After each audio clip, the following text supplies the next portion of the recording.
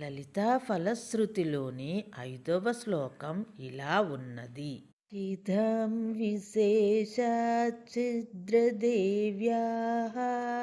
స్తోత్రం ప్రీతివిదాయకం జపే నిత్యం ప్రయత్నేన లలితోపాస్తి తత్పరః.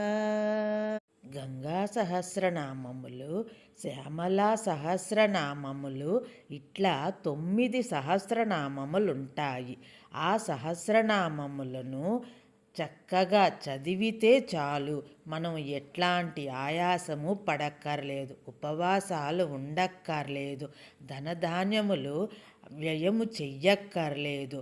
అయినా కూడా లలితాదేవికి ఈ దేవతల ద్వారా ప్రీతి కలుగుతుంది అని చెప్పి ఉన్నారు.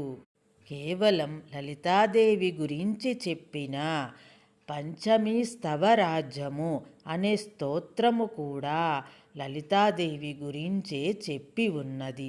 ఆ స్తోత్రమును పఠించిన కూడా లలితాదేవి మిక్కిలి ప్రీతిని చెందుతుంది. అట్లయినచో లలితా సహస్రనామ పారాయణం మాత్రమే ఎందుకు చెయ్యాలి అనే శంకకు హయగ్రీవ స్వామి ఇలా సమాధానం చెబుతున్నారు. ఇతర స్తోత్రములు పఠించుట వలన కలిగిన ప్రీతి కన్నా లలితాదేవికి లలితా సహస్రనామ పారాయణం చెయ్యుట వలన అధిక ప్రీతి కలుగుతుందని హయగ్రీవ స్వామి చెప్పారు. ఇంకను ఇలా చెప్పారు. అధిక ధనము, ఆయాసము, వ్యయము ఖర్చు చేసి లలితాదేవికి అనేక రకములైన పూజలు, హోమాలు, వ్రతాలు చేసిన దానికన్నా కూడా ఆమె లలితా సహస్రనామ పారాయణమును చదువుటలో అధిక ప్రీతిని కలిగి ఉన్నదని హయగ్రీవ స్వామి చెబుతున్నారు. అందుకే ఆ శ్లోకంలో విశేషాత్ అనే పదమును ఉపయోగించారు.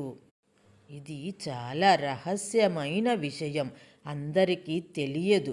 అందుకే లలితా ఉపాసకుడు తన జీవిత కాలం పర్యంతము కూడా కష్టపడి అయినా సరే ప్రయత్నించి ఈ సహస్రనామ స్తోత్ర పారాయణము యావజ్జీవము కూడా చెయ్యవలనని హయగ్రీవ స్వామి చెబుతున్నారు.